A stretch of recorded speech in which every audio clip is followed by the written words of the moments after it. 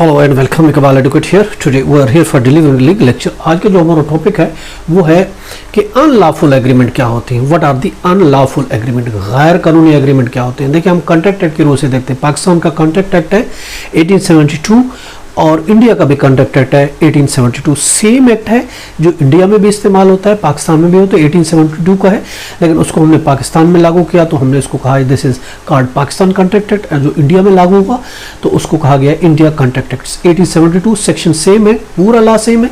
तो उसके हवाले से हम देखें, चाहे हम इसको इंडिया कॉन्ट्रैक्ट एक्ट के हवाले से कहें या पाकिस्तान कॉन्ट्रैक्ट एक्ट के हवाले से कहें, सेक्शन उसका 23 है कॉन्ट्रैक्ट एक्ट 1872 का।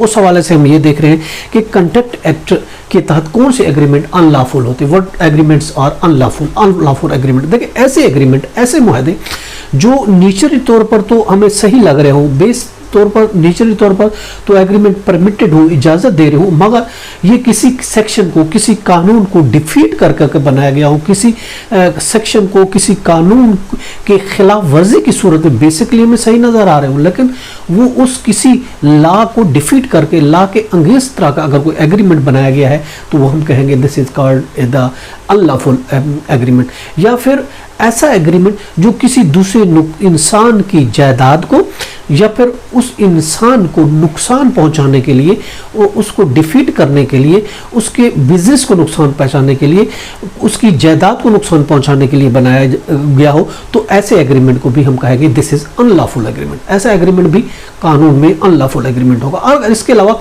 वो एग्रीमेंट जो कोर्ट में इमोरली तौर पर आवाम इमोरल एग्रीमेंट हो, आवाम की पॉलिसियों के खिलाफ बनाए गए हों, तो इस किस्म के एग्रीमेंट को भी हम कहेंगे this is the unlawful agreement. वो एग्रीमेंट भी अनलॉफुल एग्रीमेंट हो गए। और इसके अलावा ऐसे एग्रीमेंट जिनमें ऑब्जेक्ट या कंसीडरेशन इलीगल हो, जिनका मकसद, ऐसे एग्रीमेंट बनाए गए हो जिनका मकसद इलीगल कंसीडरेशन हो, ऐसे एग्रीमेंट जिनका मकसद गैर कानूनी हो, वो चीज़ें करने के बारे में हो जो गैर कानूनी है, जो कानून के खिलाफ है, या वो लेन देन करने के बारे में एग्रीमेंट हो जो कानून की नज़र में गलत है, कानून की नज़र में इलीगल है, तो इस तरह के एग्रीमेंट को भी हम कहेंगे ये वाइड एग्रीमेंट हो गए, ये गैर कानूनी एग्रीमेंट हो गए।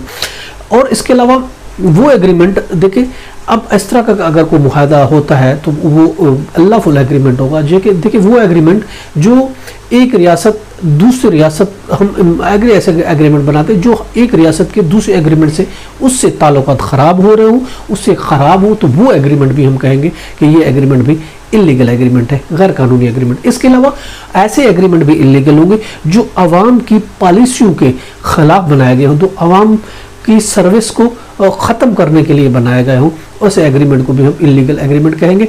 और इसके अलावा ऐसे एग्रीमेंट जो कि लीगल प्रोसेस रूलेट्स के खिलाफ हो, लीगल कानून के खिलाफ हो, तो वो एग्रीमेंट भी, ऐसे एग्रीमेंट भी, मुआहदे जो होंगे वो भी इलीगल एग्रीमेंट हो गए। और इसके अलावा ऐसे एग्रीमेंट जो किसी दूसरे की प्रॉपर्टी को वो करे, नुकसान पहुंचाए, उसकी शादी को नुकसान पहुंचाए, उसके जिस्म को हार्म पहुंचाए, तो वो किस्म के एग्रीमेंट भी इलीगल एग्रीमेंट होंगे। और पर्सनल इंटरेस्ट के खिलाफ भी एग्रीमेंट जो बनाए जाएंगे वो भी इलीगल एग्रीमेंट होंगे। इस तरह के एग्रीमेंट को बनाता है तो ऑफ कोर्स कोर्ट का अख्तियार है कि वो ऐसे एग्रीमेंट को कैंसिल कर सकती है, ऐसे एग्रीमेंट को ख़त्म किया जा सकता है। This was today topic.